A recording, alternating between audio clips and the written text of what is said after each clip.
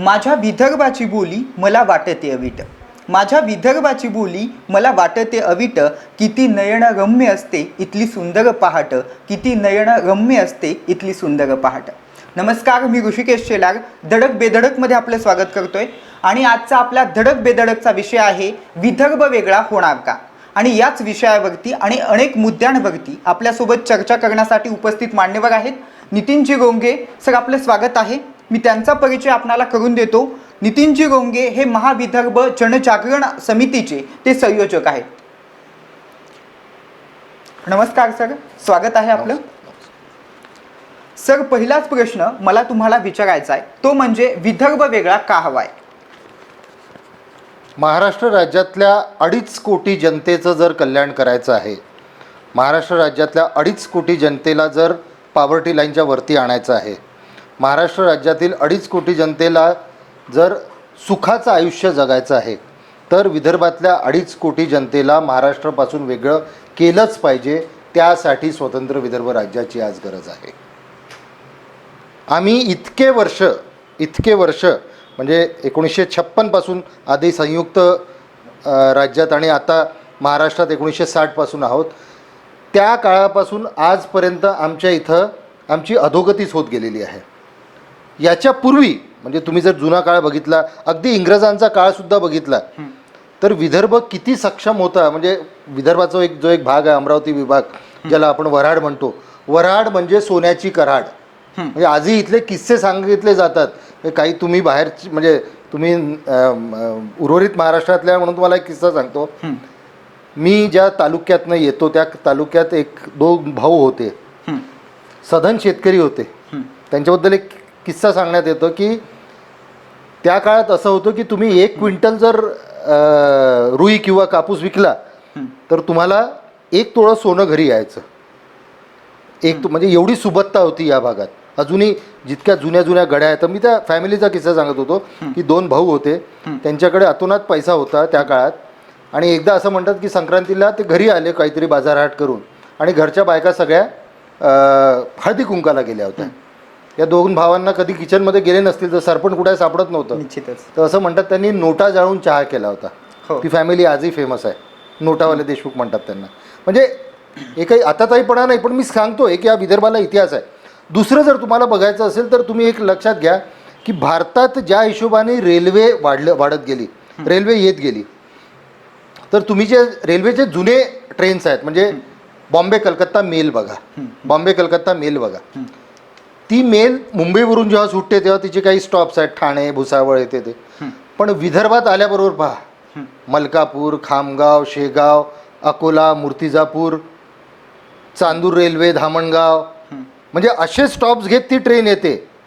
हे ट्रेन म्हणजे का बरं होती? कारण त्या काळात विदर्भ एक खूप मोठा सधन प्रदेश होता. इथे कापूस चढायचा, कापूस उतरायचा, मोठ्याले व्यापारी यायचे. आणि रेल्वेत असं म्हणतात, एक म्हण आहे की नई ट्रेन करणं सुरू करणं आसान आहे. नवीन ट्रेन तुम्ही सुरू करता ते सोपं आहे, त्या ट्रेनला एखादा स्टॉप देणंही सोपं आहे, पण ट्रेनचा स्टॉप बंद करणं हा फार मोठी गोष्ट आहे. तर तुम्ही बघा, ज्या ट्रेन्स जातात ना विदर्भातनं, हे सगळे जुने परंपरागत स्टेशन्स आहे. प्रत्येक station was a big economic centre in its own. ही विदर्भातली सुबत्ता होती. पण अनफॉर्च्युनेटली काय झालं, एकदा आम्ही महाराष्ट्रात सामील होत असताना आम्हाला अनेक प्रलोभनं देण्यात आली. म्हणजे मी आता त्याला प्रॉमिस हा शब्द म्हणणार नाही, प्रलोभनं देण्यात आली.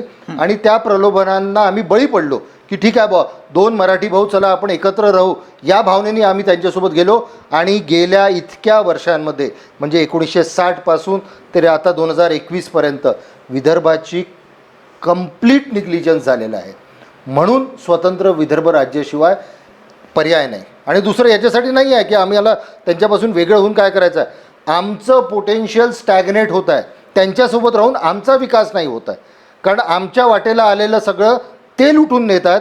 कारण राज्य कोणाचंही असो, मुख्यमंत्री कोणीही असो, कुठलाही असो, 2019 पर्यंतचं उदाहरण घ्या, कुठलाही असो, पण सगळी जी यंत्रणा आहे, सगळा जो विकास आहे तो महाराष्ट्राच्या फक्त एका प्रदेशावर होतो. म्हणून आम्हाला स्वतंत्र विदर्भ राज्य हवं आहे. तुम्ही असं म्हणताय सगळा विकास फक्त महाराष्ट्राच्या म्हणजे विदर्भावरती होतोय असं तुमचं म्हणणं आहे. नाही होत आहे पश्चिम महाराष्ट्रात होत आहे. सगळ्या विकासाचा ओघ हा पश्चिम महाराष्ट्रातच आहे. आणि हे एकटं मी नाही म्हणत आहे, म्हणजे आतापर्यंत ज्या इतक्या कमिट्या झाल्या, विजय केळकर समिती असो किंवा त्या आदर्श मिश्रा समिती असो, फॅक्ट फाइंडिंग कमिटी, त्यांनी सुद्धा सांगितलं आहे जे विदर्भ राज्य, जे विदर्भातले जिल्हे स्वतंत्र पूर्व काळापासून इरिगेशनच्या बाबतीत सरप्लस होते, पुढं होते, ते आता कितीतरी पट मागं गेलेले आहेत म्हणून. Next question. तुम्ही आता म्हणजे बोलता बोलता म्हटलात की महाराष्ट्राची जी काही जनता आहे ती सध्या सुखी नाही आहे असं तुम्ही वक्तव्य केलं. स्टार्टिंगलाच तुमचं वक्तव्य झालं विदर्भाची. हां. म्हणजे जर विदर्भ वेगळा केला तर उर्वरित जो काही महाराष्ट्र आहे तो पण सुखी राहील असं तुम्ही म्हटला होता बोलता बोलता. मग मला सांगा, आता विदर्भाला दुःख नेमकं काय? आता विदर्भ सुखी नाही आहे का? अजिबात नाही आहे. का नाही आहे? मी सांगतो तुम्हाला.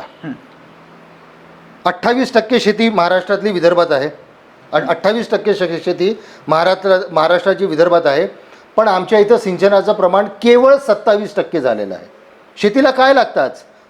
3 गोष्टींची गरज असते. मी एका शेतकरी कुटुंबातून येतो. 3 गोष्टींची गरज असते.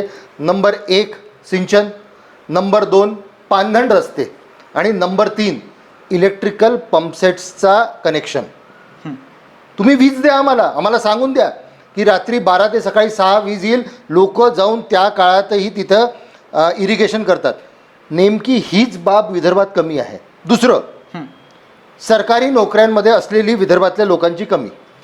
म्हणजे तुम्ही जर बघितलं की नागपूर करार कलम 8, भारतातील राज्यघटनेतील कलम 371(2) अंतर्गत विदर्भातील युवकांना त्यांच्या लोकसंख्येच्या प्रमाणात सरकारी नोकऱ्यांमध्ये महाराष्ट्रात प्रतिनिधित्व मिळायला पाहिजे होतं.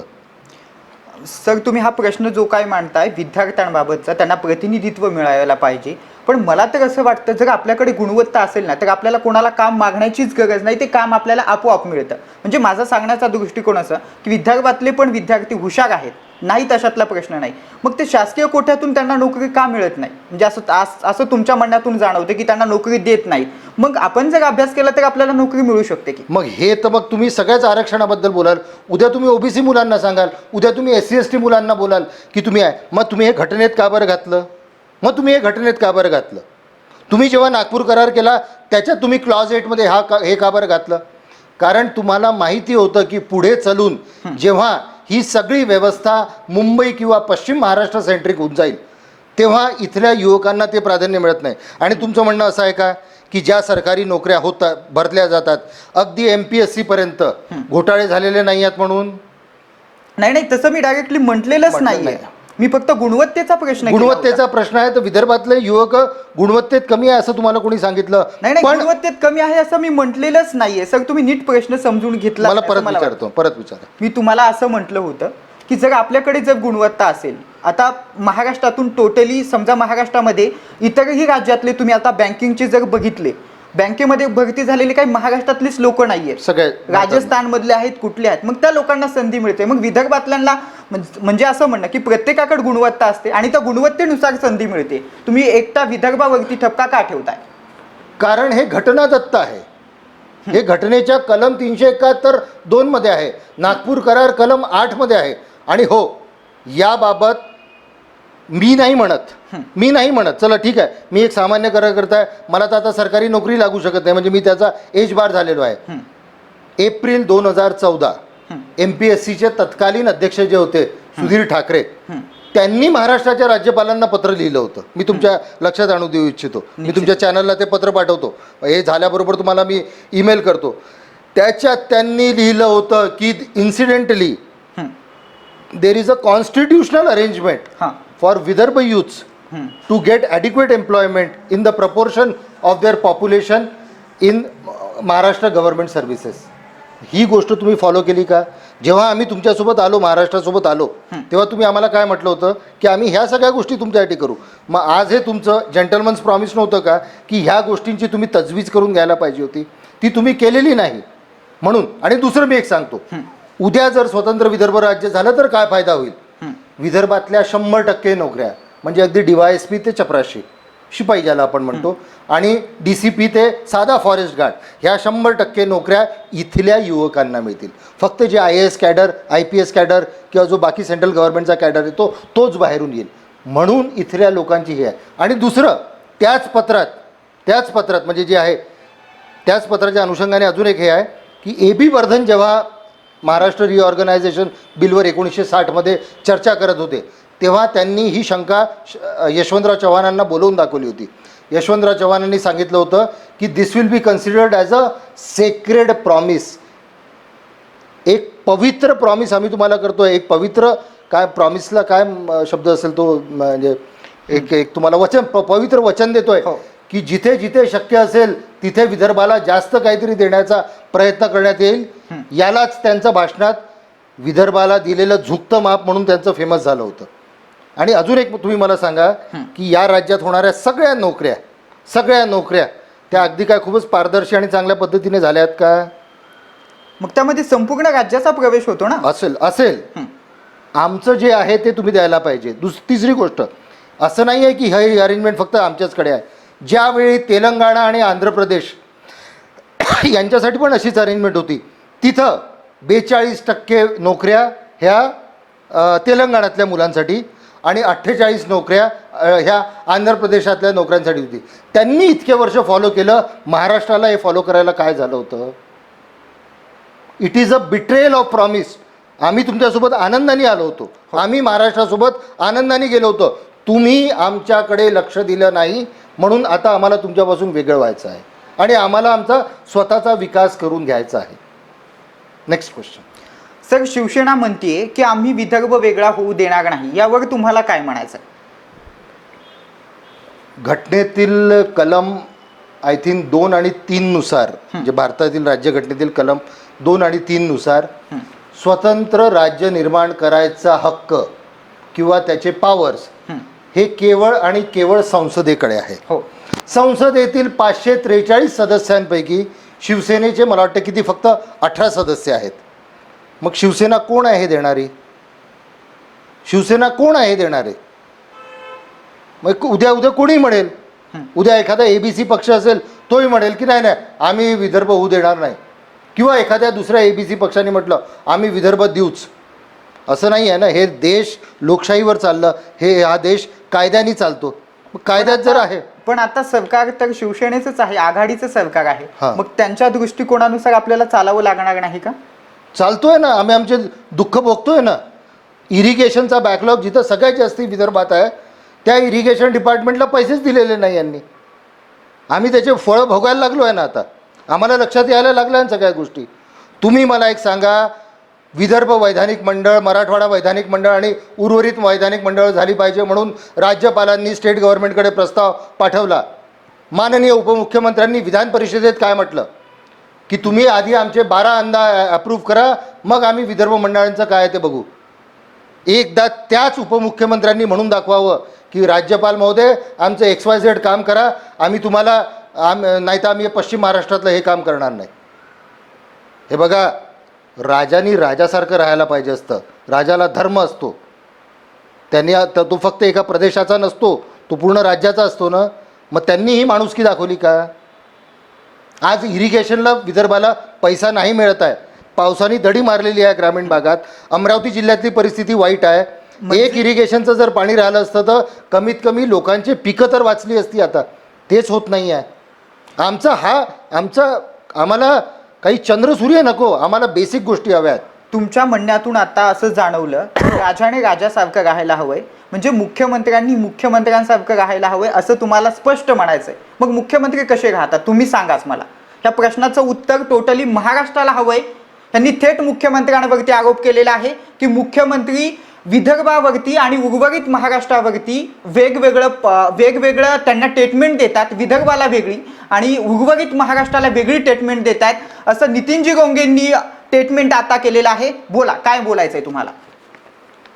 जास्ती लांब जायची गरज नाही. 2019मध्ये गव्हर्नमेंट आलं. 2020च्या मार्चमध्ये आपल्या इथे कोरोना आला. तुम्ही इथले पत्रकार आहात, तुम्हाला प्रत्येक गोष्टीची मुवमेंट असते, प्रत्येक मिनिस्टरची मुवमेंट असते.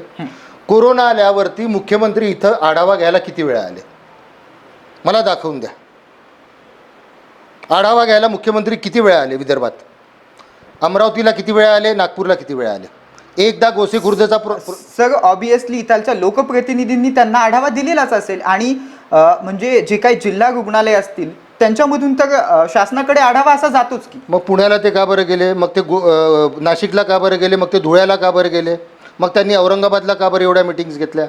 दुसरी गोष्ट तुम्हाला रेकॉर्डवर सांगतो मी की या राज्याचा हेल्थ मिनिस्टर विदर्भात कोरोना 6 महिने झाल्यानंतर आले होते. आणि तुम्हाला माहिती नाही का, आपण इथंच राहतो, तुमच्या चॅनलवरती इतक्या बातम्या आहे, तुम्ही गेल्या 6 महिन्यातल्या बातम्या काढून बघा.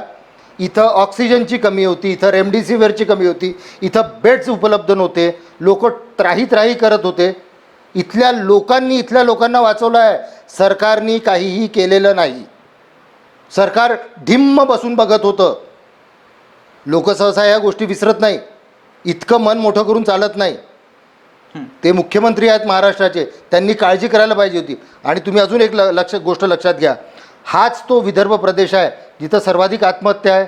हाच तो विदर्भ प्रदेश आहे जिथं सगळ्यात जास्ती अर्भकांचा मृत्यू आहे. हाच तो विदर्भ प्रदेश आहे जिथं सगळ्यात जास्ती अंडर डेव्हलप्ड रिजन आहे. हा म्हणजे याला कुठेतरी सरकारच जबाबदार आहे असं तुम्ही स्पष्ट म्हणताय. हे अर्थातच. दुसरं कोण? आम्ही कोणाकडे बघायचं? ऑक्सिजन प्लांट जो आज 1 कोटी रुपयाचा आहे तो तुम्ही आणि मी माझ्या खर्चाने लावू शकतो का? नाही. तुम्ही किती फॅमिलीजला ओळखताय की जी 25,000 रुपयाची ती मशीन अफोर्ड करू शकतील? ठीक आहे, तुमच्या माझ्यासारखे अप्पर मिडल क्लास किंवा मिडल क्लास लोक एक विकत घेऊन घेतील. त्या गरीब माणसांनी काय करावं, जो इथे बसलेला आहे, जो झोपड्यात राहतो, जो 1 BHK राहतो, ज्याचा पगार गेलेला आहे. हे आमचे आरोप नाही आहे, ही आमचा अगतिकपणा आहे. आम्हाला दिसतं आहे. मी तुम्हाला काय सांगितलं, उपमुख्यमंत्री इथं किती वेळा आले? He is the second in command in the cabinet. आले का ते? नाही. मी तुम्हाला सांगून राहिलो, इथल्या सगळ्यात जबाबदार वर्तमानपत्रांनी छापलं होतं की 6 महिन्यांनी हेल्थ मिनिस्टरला विदर्भात यायचा वेळ मिळाला म्हणून. 6 महिन्यांनी. साहेब काय आहे कोरोनासारख्या महामारीत? आता तुम्ही विदर्भाच्या ऑक्सिजनच्या प्लांटबद्दल तुम्ही बोललात, म्हणजे की विदर्भाला कमी देते सरकार असं तुम्ही आता बोललात. तर मी तुम्हाला एवढंच म्हणू इच्छितो की जर आपल्या घरामध्ये 4 मुलं असतील सपोज, आणि एक पेरू आणलेला आहे आपण, आणि तर त्या पेरूचा घरातील आई सगळ्यांना 4 खापा करून प्रत्येकाला चौघाला 1-1 देते, तशा पद्धतीने आपल्या ठाकरे सरकारने केलेलं आहे. मग तुम्ही यावरती म्हणजे थोडक्यात त्यांच्यावरती तुम्ही रागावताय काय? म्हणजे तो पेरू येतो ना, तो असा पेरू येतो, त्याला वरती दांडी असते आणि एक लहानसं पान असतं. ठीक आहे ना, त्या पेरूचे 4 तुकडे झाले, मी मानतो. ते 4ही तुकडे तिकडे वाटल्या गेले. त्याचं फोतर, त्या पेरूवरचं थोडंसं फोतर आणि ती दांडी आमच्या वाट्याला आली आहे. तुम्हीच, मी नाही म्हणत, तुमच्या चॅनलवरच्या मागच्या 6 महिन्यातल्या तुम्ही बातम्या बघून घ्या. या प्रदेशात किती त्राही होती आणि कसं प्रत्येक आणि तुम्ही मला एक सांगा, मी त्यावेळी मागणी केली होती मुख्यमंत्र्यांना की तुम्ही प्रत्येक जिल्ह्याचा जो पालकमंत्री आहे त्याला मुख्यमंत्र्यांचे इथले लोकल पॉवर्स द्या. कारण प्रत्येक गोष्टीसाठी इथले डिसिजन्स हे मुंबईवरून व्हायचे, इथे ग्राउंडवर नाही व्हायचे. अहो, नागपूर शहराच्या गोष्टी सांगतोय मी तुम्हाला. गडचिरोली, चंद्रपूर, वर्धा, वाशिम यांच्या परिस्थिती अजून वाईट होत्या. आणि अजून एक मी सांगतो, ज्या कोरोनाच्या लाटेतनं विदर्भातली जनता निघाली आहे ती फक्त आणि फक्त स्वतःच्या आणि आपल्या मित्रांच्या मदतीने निघाले आहे. सरकारचा त्याच्यात जो हेल्प होती ती फार मिनिमम होती. मी जबाबदारीने सांगतोय तुम्हाला. मला माहिती आहे याच्यामुळे माझ्यावरती कार्यवाही होऊ शकते, तरी मी ती फेस करायला तयार आहे. हायकोर्टाने का बरं ते आश्चर्य ओढले? मग high court had to step in. म्हणजे उद्या प्रत्येक गोष्टीसाठी तुम्हाला हायकोर्टात जावं लागतं. किती मेजर हॉस्पिटल्स इथं नव्यानं कोरोनासाठी बांधण्यात आले. तुम्हाला नागपूर शहरात दिसलं का? एक चंद्रपूरला दिसलं का? नाही. सर, मग महाराष्ट्रामध्ये कुठल्या जिल्ह्यामध्ये असे हॉस्पिटल बांधण्यात आलेत? मला तुम्ही उदाहरणासह स्पष्ट करा. BKC मुंबई, पिंपरी चिंचवड पुणे, कोल्हापूर, धुळ्याला झालं, नागपूरला झालं का? नाही. आणि मी हे असं म्हणत नाही आहे. तुम्ही तुमच्या चॅनलचे मागच्या 6 महिन्याचे रिपोर्ट्स बघा. निश्चितच बातम्या सुद्धा मीच अँकरिंग केलेल्या आहेत, त्यामुळे मला माहीतच आहे. पुढचा प्रश्न, शिवसेना कुठेतरी. आणि दुसरं एक मी तुम्हाला अजून एक सांगतो. इंग्रजीत एक म्हण आहे, out of site out of mind. आज आपण नागपुरात राहतो, विदर्भात राहतो. विदर्भातनं मला भोपाळ 400 किलोमीटर आहे, एका राज्याची राजधानी. छत्तीसगड रायपूर एक 250-300 किलोमीटरवर आहे, हैदराबाद 400-450 किलोमीटरवर आहे, आणि माझी स्वतःची राजधानी इथून 800 किलोमीटरवर आहे. मी मानतो आय टीचा जमाना आहे, सगळं आहे, पण ही घरातली एक ती अडगळीतली खोली झालेली आहे की जी सगळ्यांना सामावून घेते, घरातल्या प्रत्येक अडल्या नडल्याला मदत करते, ठीक आहे, पण शेवटी ती अडगळच राहते. म्हणजे भारताचं जे काही झिरो मैल आहे ते नागपूरपासून सुरू होतं खरं तर. मग नागपूरलाच का नाही राजधानी बनवलं जात देशाची? महाराष्ट्राची नाही म्हणत मी, देशाची म्हणतो. मागं मला वाटते विलासराव मुत्तेमवार खासदार असताना त्यांनी लोकसभेत अशी काहीतरी मागणी केली होती. मी हेही ऐकलं की विथ चायनाचे जे आता नवीन क्षेपणास्त्र आहेत त्याची रेंजमध्ये दिल्ली आलेली आहे, पाकिस्तानच्या घोरीच्याही रेंजमध्ये आलेली आहे. त्यामुळे नागपूरचं हे आहे, बनवलं तर आम्हाला आनंदच आहे, पण तरी स्वतंत्र विदर्भ राज्य हे झालंच पाहिजे. शिवसेना कुठेतरी राजकीय हितासाठी विदर्भाला वेगळं होऊ देत नाही का? काय म्हणायचं आहे तुम्हाला? शिवसेना हा पक्ष कायमच हिंदुत्व आणि मराठी माणसाचं कल्याण याच मुद्द्यावरती त्यांचा नेहमी फोकस राहिलेला आहे. पण आपल्या चॅनलच्या मार्फत मी तुम्हाला एक सांगतो,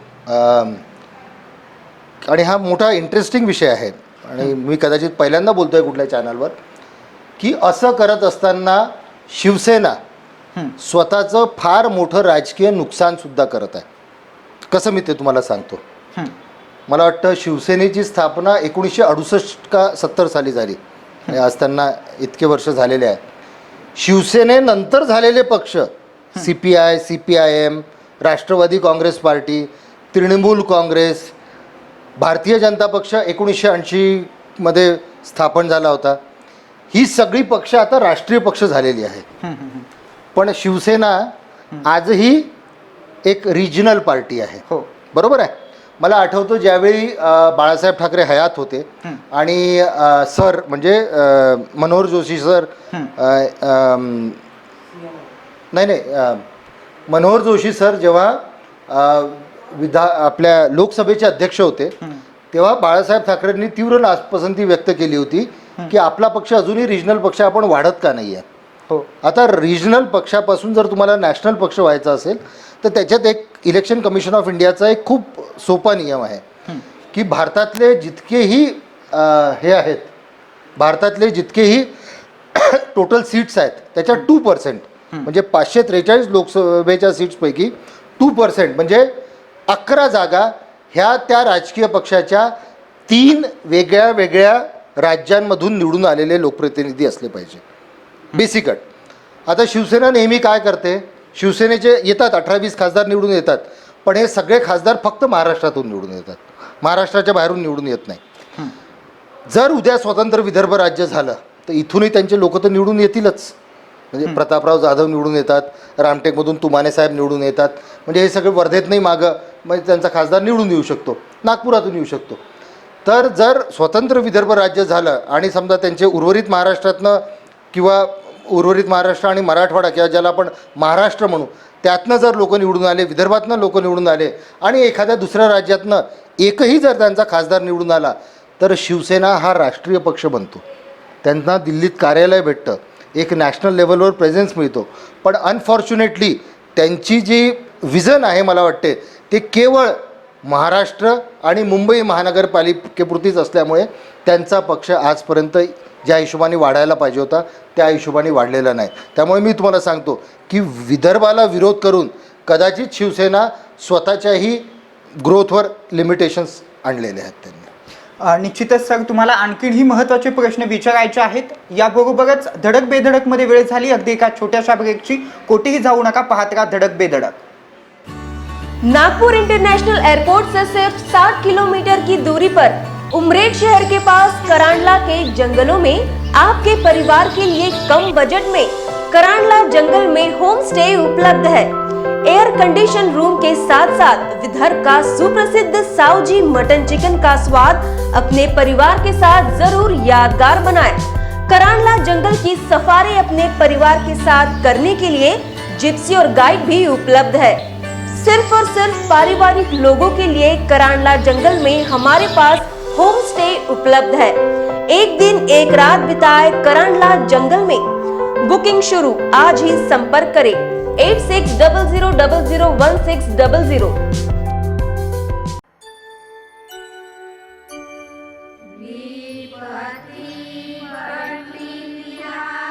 साक्षी साक्षी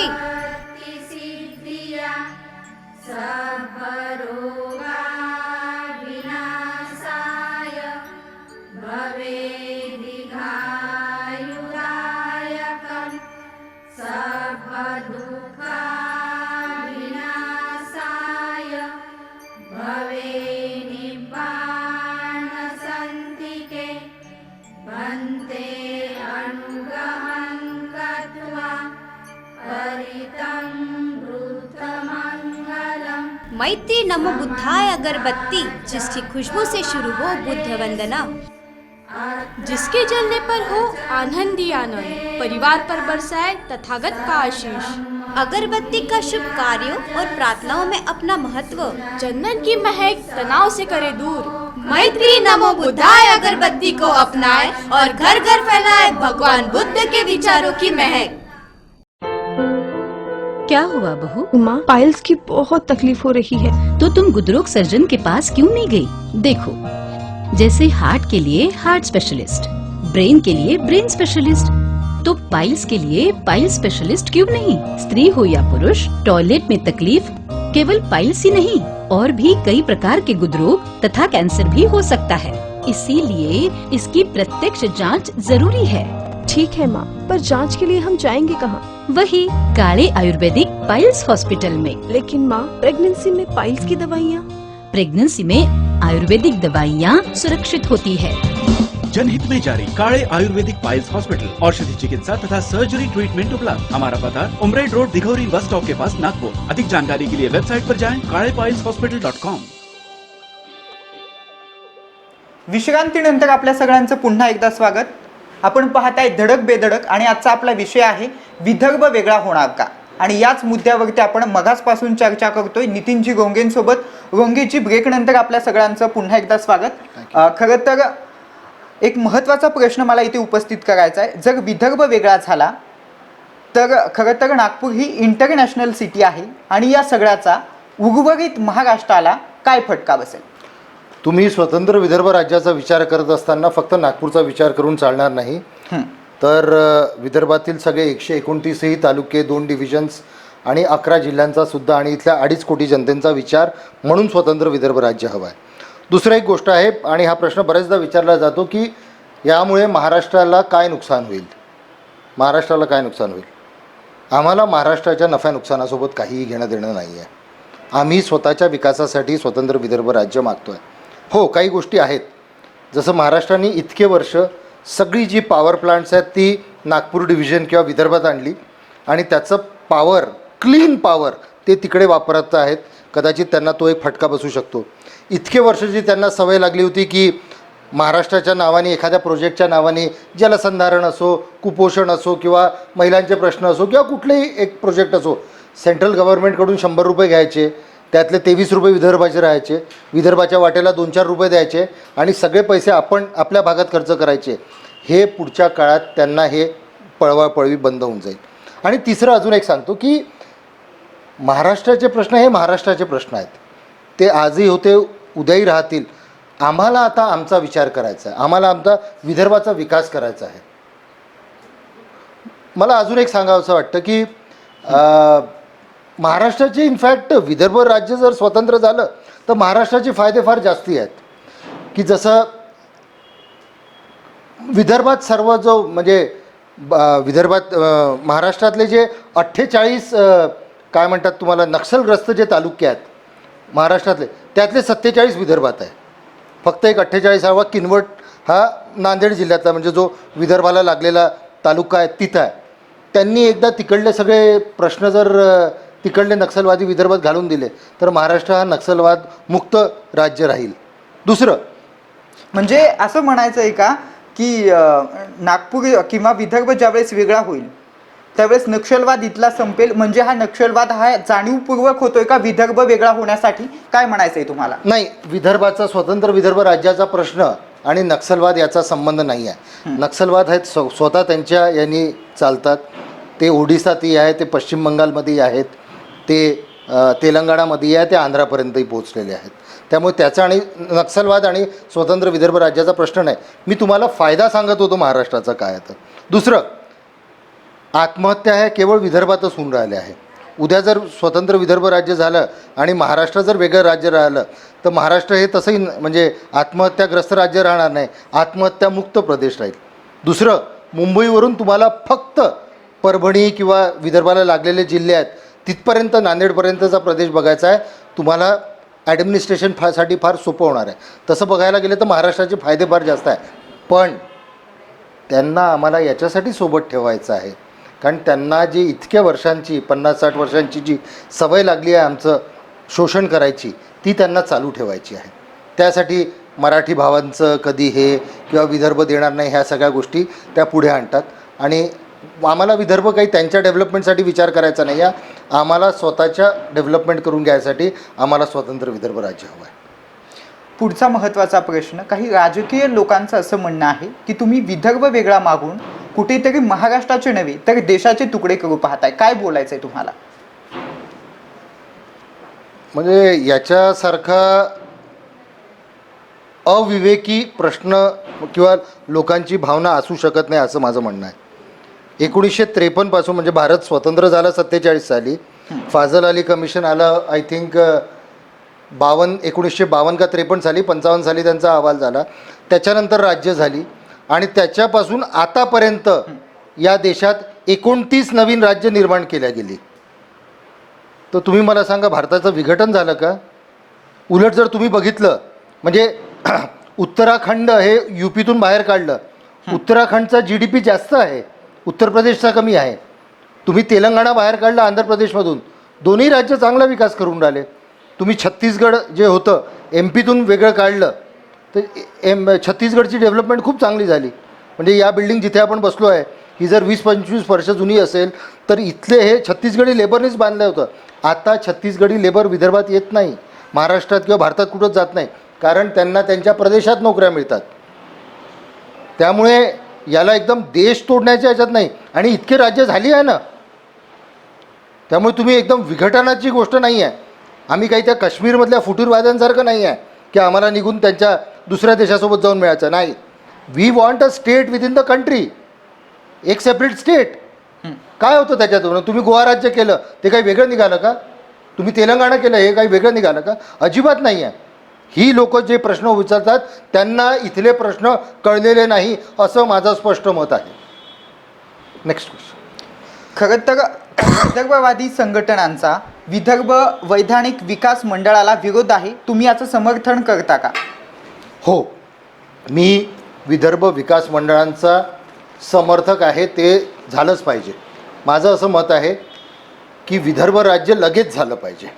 म्हणजे म्हणत असाल तर अगदी आता उद्या सकाळी झालं पाहिजे. पण तोपर्यंत विदर्भाचा विकास थांबता कामा नये. ही विकास मंडळं they are the custodian of the development of this region. आणि याच्यासाठी भारताच्या राज्यघटनेत एक प्रोव्हिजन आहे.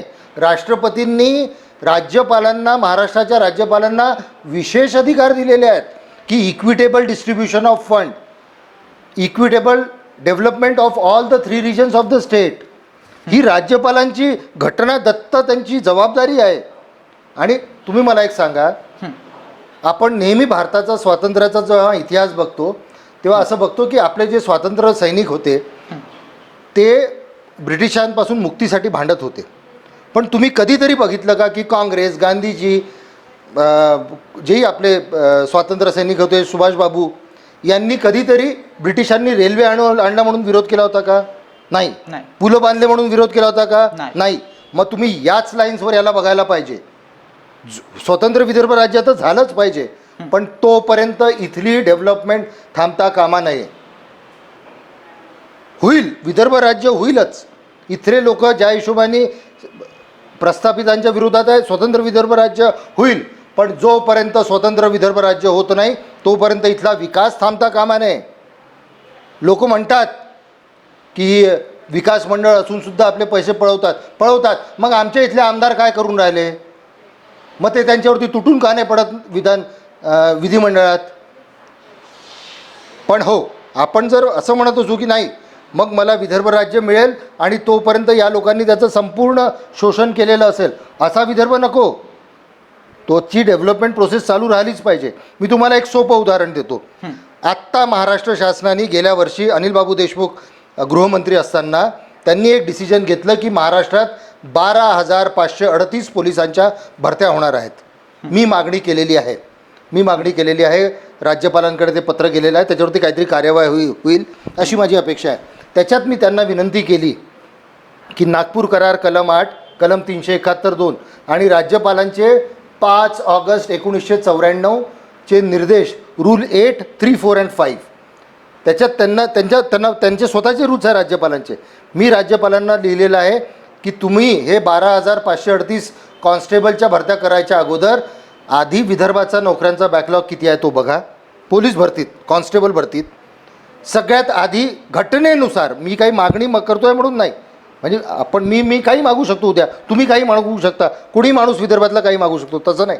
घटनेनुसार आधी विदर्भातल्या युवकांना नोकरी द्या, घटनेनुसार आधी विदर्भातल्या युवकांना नोकरी द्या आणि मग उरलेल्या जागा तुम्ही उर्वरित महाराष्ट्र आणि मराठवाड्यातनं भरा. आता त्याच्यात मला तुम्हाला एक म्हणायचं आहे, जी लोक या वैधानिक मंडळांना अपोज करतात, त्यांचं काय मत आहे की या 12,000-12,500 नोकऱ्यांपैकी 12,500 पश्चिम महाराष्ट्रातल्या उर्वरित महाराष्ट्रातल्या मुलांना जातील आणि उद्या तेच मुलं इथे नोकऱ्या करतील. मग विदर्भातल्या युवकांनी काय करावं? तिथं घटनेनुसार मिळालेली आहे ना आम्हाला, आम्ही तर ते मागायलाच पाहिजे ना. आणि किती दिवस आम्ही असं राहणार आहे? आणि मी तुम्हाला एक सांगतो, मगाशी तुम्ही एक प्रश्न विचारला होता, मी जे मगाशी तुम्हाला सांगितलं की विदर्भातल्या युवकांना नोकऱ्या कमी आहे, मी कदाचित कमी असेल नॉलेजमध्ये, पण या राज्याचे सर्वात मोठे नेते माननीय शरद पवार साहेब 26 जुलै 1984 दांडेकर समितीच्या अहवालावरती चर्चा करत असताना त्यांनी विधिमंडळात विरोधी पक्षनेते असताना सांगितलं होतं की तुम्ही जर बघाल तर विदर्भातल्या युवकांना 25% नोकऱ्या मिळायला पाहिजे होत्या, फक्त 3 ते 3.5% नोकऱ्या मिळाल्या. यामुळे संपूर्ण कुटुंब व्यवस्थेवर याचा परिणाम होता असं शरद पवार साहेबांनी सांगितलं होतं. आम्ही कुठे इतके हुशार आहोत हो? इथे मोठे लोक काय करतात आम्ही त्यांना फॉलो करतो. सुधीर ठाकरे साहेब IAS सुधीर ठाकरे MPSCचे चेअरमन, त्यांनी राज्यपालांना पत्र लिहिलं होतं, अरे विदर्भातल्या युवकांना 5 ते 60% नोकऱ्या मिळायला पाहिजे. राज्यपाल महोदय, तुमच्यावरती घटनादत्त हे आहे, जबाबदारी आहे की तुम्ही यांना नोकऱ्या देण्यासाठी काहीतरी उपाययोजना करा म्हणून. मग ह्या सगळ्या गोष्टी फॉलो झाल्या नाही म्हणूनच आम्ही विदर्भासाठी भांडतोय ना. आमचा विकास झाला असता तर आम्ही आनंदाने महाराष्ट्रात राहिलो असतो. एखादा भाऊ घरातून वेगळा का बरं निघतो? कारण वेळेस त्याला व्यवस्थित हक्क मिळत नाही. तुम्ही आता उत्तर दिलं माझं, थँक्यू. आणि खरं तर एक महत्त्वाचा मला इथे प्रश्न उपस्थित करायचा आहे. तुम्ही शरदचंद्र पवार साहेबांचा उल्लेख इथे केलेला आहे. मग पवार साहेबांना इतकं माहीत आहे आणि आत्ता जर आपण सरकार बघितलं तरी महाविकास आघाडी सरकार आहे. मग पवार साहेब असतील किंवा उपमुख्यमंत्री असतील आपले किंवा मुख्यमंत्री असतील, मग यांना सध्या महाराष्ट्रातील विदर्भातील लोकांना जास्त नोकऱ्या द्यायला काय होत आहे? त्या लोकांपर्यंत माझी पोहोच नाही आहे. राज्यपाल इथे आले होते म्हणून मी माझं पत्र त्यांच्याकडे घेऊन गेलो. राज्यपालांनी मोठं मन करून मला वाटतं त्या पत्राला योग्य कार्यवाहीसाठी गृह विभागाकडे पाठवलेलं आहे. आणि मी फक्त त्यांचे दाखले देऊ शकतो, कारण लहानपणी आणि आताही लॉकडाऊनमध्ये मी महाभारत चांगलं बघितलेलं आहे, बरोबर आहे. तर महाभारतात कसं राहायचं, राजा राजाशी लढायचा, रथी रथीशी लढायचा, महारथी महारथीशी लढायचा, सैनिक सैनिकाशी लढायचा. त्यामुळे मला त्यांना सांगणं किंवा त्यांच्यापर्यंत पोहोचणं, मी फार लहान माणूस आहे. जो एक आपला लिगल चॅनल आहे त्याच्यातून करायचं नाही तर एक भारतात एक हायकोर्टात किंवा सुप्रीम कोर्टात जायचं असतं, त्याचा प्रयत्न करून पाहू. बघा, आता एक महत्त्वाचा प्रश्न आहे, विदर्भाबाबत सरकार कुटीरतेचा डाव खेळते का? फुटीरतेपेक्षा विदर्भाबाबत सरकार कुठलंही असो हे केवळ आणि केवळ उदासीन राहिलेलं आहे. विदर्भाचा नेहमी एक वसाहत म्हणूनच सरकारने वापर केलेला आहे, वसाहत म्हणूनच केलेला आहे. इथली जमीन घ्या, इथलं पाणी वापरा, इथं पोल्युशन करा, इथल्या लोकांच्या तब्येती करा, इथली जमीन नापीक करा आणि क्लीन पॉवर मुंबई पुण्यात वापरा. आपणही मोठ्या मुंबईला जातो. मला ना, मी सांगतो तुम्हाला लहानचं उदाहरण देतो. ते मुंबई एअरपोर्टला तुम्ही कधी बाहेर निघालात ना, तसं एक काचेचं दार असतं. तुम्ही गेल्याबरोबर ते आपोआप उघडतं आणि आपोआप बंद होतं. किंवा त्या टॉयलेटमध्ये गेलं तर नुसतं हात टाकला तर तिथे एक सेन्सर असतं. ते मला ते बघताना चीड येते बरेचदा. कारण हे जे ते इलेक्ट्रिक जे तिथे वापरून राहिले आहेत त्याच्यासाठी विदर्भात 1 युनिट वापरायसाठी 900 ग्रॅम कोळसा वापरला जातो. इथल्या लोकांच्या छातीत तो कोळसा जाऊन फसतो. इथली जमीन नापीक होते. इथे सगळे प्रदूषणाचे श्वसनाचे रोग येतात आणि तिथं हे सगळं वापरलं जातं.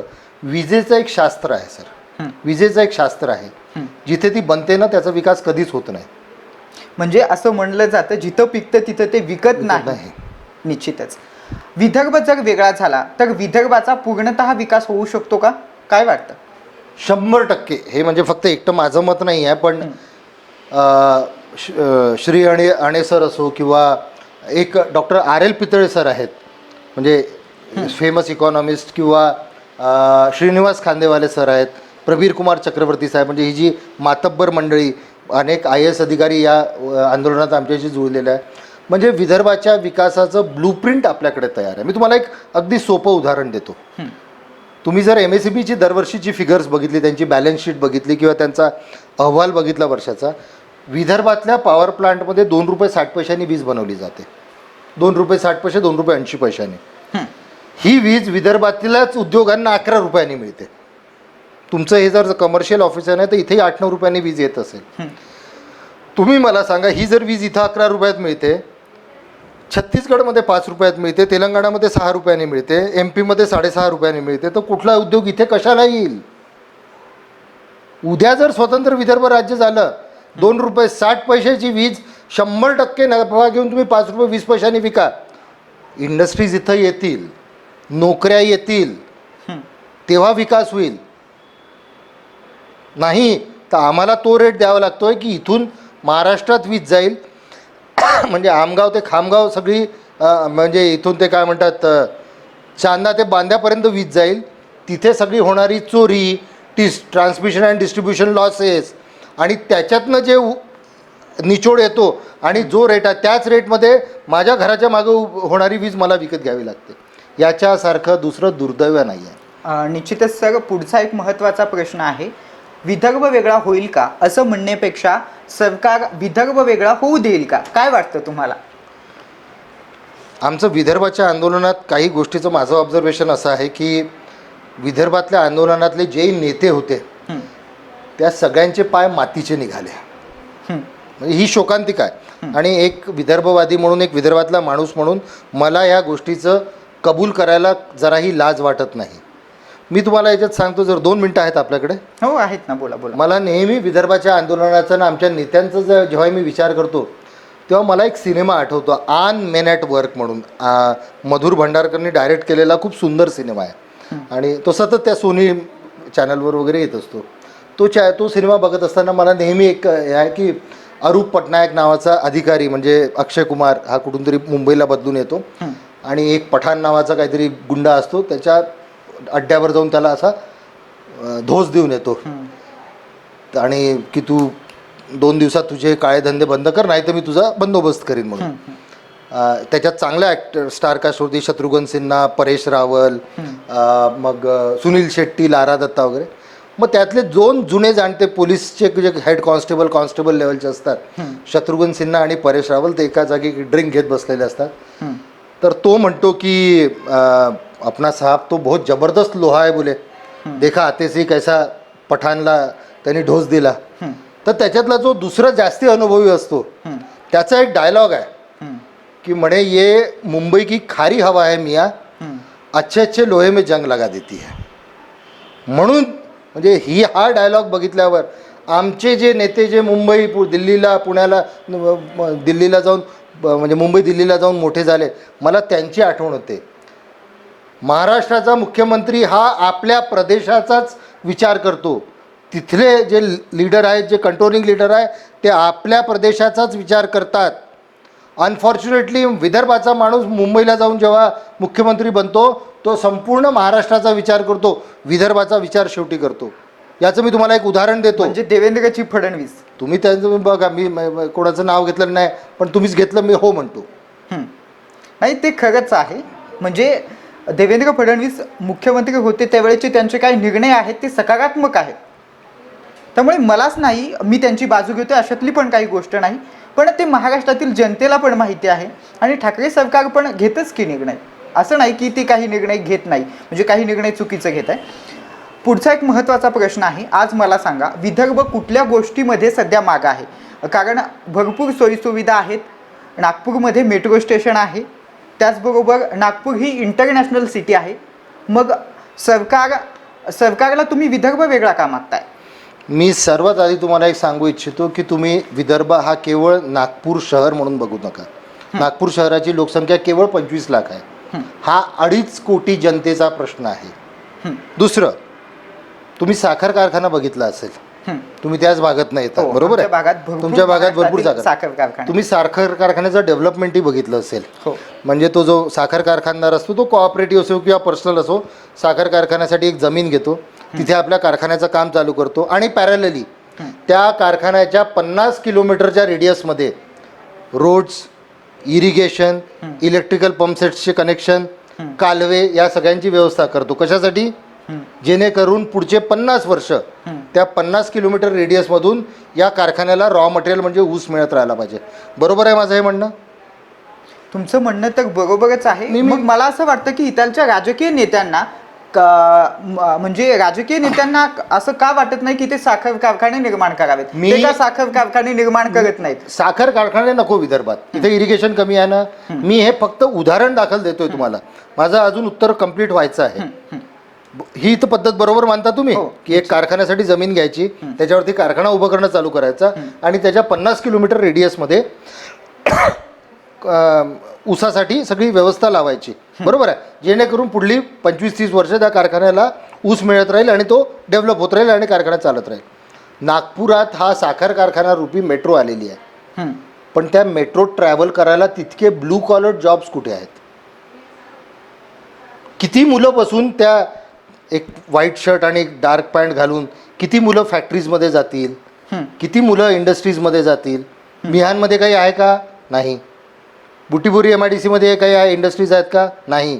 एशियातली सगळ्यात मोठी MIDC तुमच्या याच्यात आपल्या हिंगणा MIDC मध्ये काही आहे का? नाही.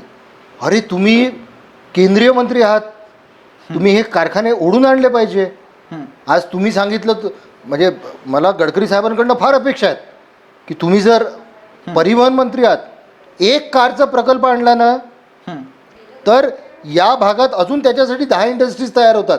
त्याच्या ॲन्सिलरी तयार करणारा, कोणी त्याचं शाफ्ट बनवेल, कोणी इंजिनचं काही पार्ट बनवेल, कोणी काहीतरी फायबर प्लास्टिकचं बनवेल, ग्लासवाले येतील इथे. असं अजिबात नाही आहे. ही कारखानदारी आणली पाहिजे. आणि मी एक सांगतो तुम्हाला, जोपर्यंत 25,000 रुपये महिना देणाऱ्या 1 लाख नोकऱ्या या भागात निर्माण होत नाही, तोपर्यंत या विभागाचा विकास होऊच शकत नाही. तुम्ही जिथे राहत असाल बघा, मी जिथे राहतो तिथे बघा, नागपूर शहर, भंडारा, गोंदिया, गडचिरोली, वर्धा, चंद्रपूर, तुम्ही ज्या घरी राहता समोरची 10 घरं, आपल्या लाईनीतली 10 घरं मोजा, त्या 10-20 घरांपैकी मुलं मोजा, एक 20 पैकी 16 घरातली मुलं एकतर बेरोजगार आहेत किंवा पुण्या मुंबईला नोकरी करायला गेलेली आहेत. ती मुलं इथं नोकऱ्या नाही करू शकत का? काय लागतं तुम्हाला इंडस्ट्रीसाठी? जमीन. विदर्भात किती मुबलक प्रमाणात जमीन उपलब्ध आहे. दुसरं लागतं पाणी. विदर्भात एवढं पाण्याचं पोटेन्शियल आहे की जर ते 100% टॅप केलं तर इथली 70% जमीन ओलिताखाली येऊ शकते आणि इंडस्ट्रीजला पण पाणी दिलं जाऊ शकतं. तिसरं काय लागते तुम्हाला? इंडस्ट्रीज, इलेक्ट्रिसिटी, वीज. 17,000 मेगावॉट इथं बनते.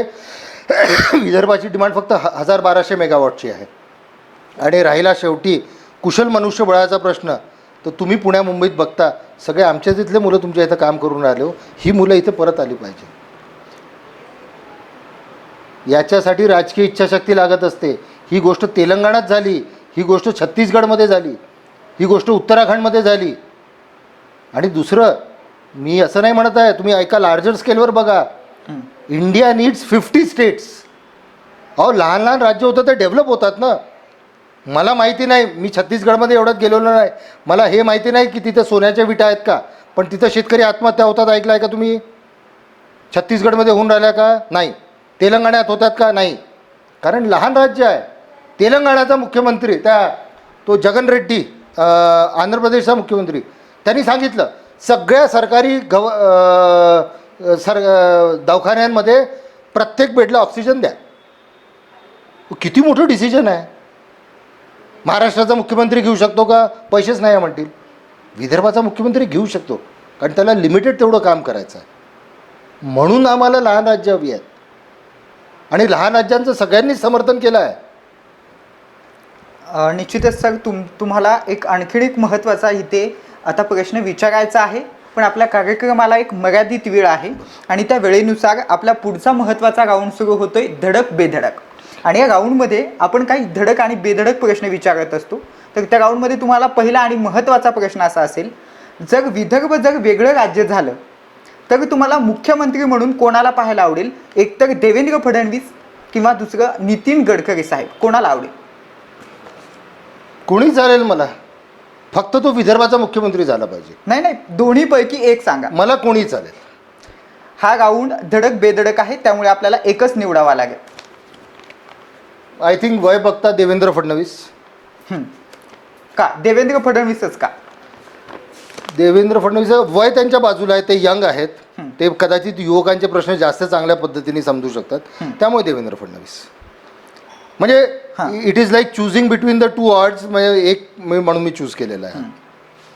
पुढचा महत्त्वाचा प्रश्न असा आहे, उर्वरित महाराष्ट्रामध्ये सध्या अशी चर्चा सुरू आहे की तुम्ही विदर्भ वेगळा मागून दोन मराठी भावंडांमध्ये भांडणं लावून देताय.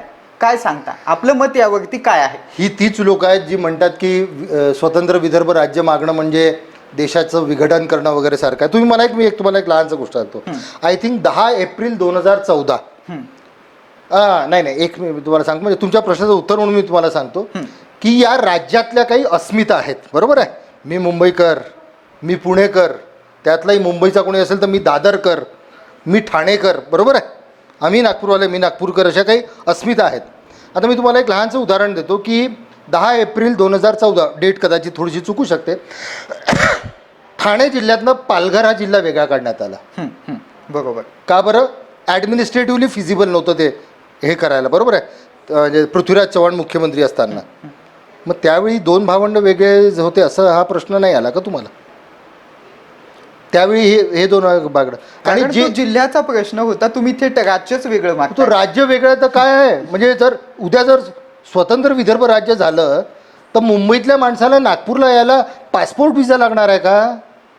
फेन्सिंग ठेवणार आहोत का आम्ही? बंदूकदारी राहणार आहेत का तिथे? कुत्रे राहणार आहेत का तिथे? इंडिया पाकिस्तान होणार आहे का ते? अहो तुम्ही मला एक सांगा, स्वतंत्र विदर्भ राज्य झाल्यावर इथले लोक महालक्ष्मीच्या दर्शनाला जाणारच आहे ना कोल्हापूरला? पंढरपूरच्या वारीला लोक इथून पायी जातीलच ना? लोक गजानन महाराजांच्या दर्शनाला येतीलच ना? तुम्ही आणि मी शिर्डीच्या साईबाबांच्या दर्शनाला जाणारच आहोत ना? MP आणि छत्तीसगड वेगळं झालं, मग तिथे गोळ्या चालतात का रोज? म्हणजे हे काहीतरी लोकांच्या मनात टाकून देणं अजिबात नाही. म्हणजे द्यायचं नाही म्हणून ते द्यायचं नाही म्हणून हे बहाणे आहे. आणि आज पक्षात असलेले तीनही पार्टीज, शिवसेना, काँग्रेस, NCP, ज्यावेळी उत्तराखंड होतं त्यावेळी वाजपेयीची सरकार होती, शिवसेना त्याच्यात होती, मग तेव्हा त्यांनी उत्तराखंड बनवत असताना का नाही हा प्रश्न उभा केला? काँग्रेसनी जेव्हा ही वाजपेयींच्या काळात जी बाकीची राज्य झाली, कुठली छत्तीसगड छत्तीसगड राज्य झालं, तेव्हा त्यांनी हा विचार का बरं नाही केला? काँग्रेसनी जेव्हा तेलंगणा बनवलं त्यावेळेस त्यांनी हा विचार का बरं नाही केला? ही लोकांना विदर्भ नाही होऊ द्यायचा आहे, कारण त्यांना कदाचित भीती आहे की कदाचित डेव्हलपमेंटमध्ये हे आपले पुढे चालले जातील आणि माझी एक जी इतकी चांगली सोन्याचं अंड देणारी कोंबडी होती ती माझ्या हातातून निसटून जाईल. विदर्भ त्यांच्यासाठी सोन्याचं अंड देणारी कोंबडी आहे.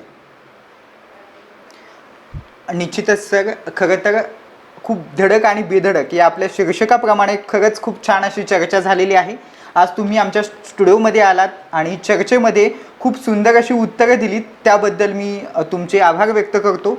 खरं तर प्रेक्षक मित्रांनो, वास्तविक पाहता दोन भावंड असतात आणि ज्यावेळेस दोन भावंडांचं लग्न होतं त्यावेळेस कुठेतरी काही कालावधीत वेगळा राहण्याचा प्रश्न येतो आणि कुठेतरी मला वाटतं विदर्भाचा आणि उर्वरित महाराष्ट्राचा हाच प्रश्न सध्या भेडसावतोय आणि यावर खरंच असं मत उभं राहतं की विदर्भ खरंच वेगळा होणार का? तुम्हाला काय वाटतं ते नक्की आम्हाला कमेंट बॉक्समध्ये कळवा आणि ताज्या आणि महत्त्व बातम्यासाठी पाहत राहा विदर्भ TV तसंच लॉर्ड बुद्धा TV. धडक बेधडकमध्ये आज इथेच थांबतोय. नमस्कार.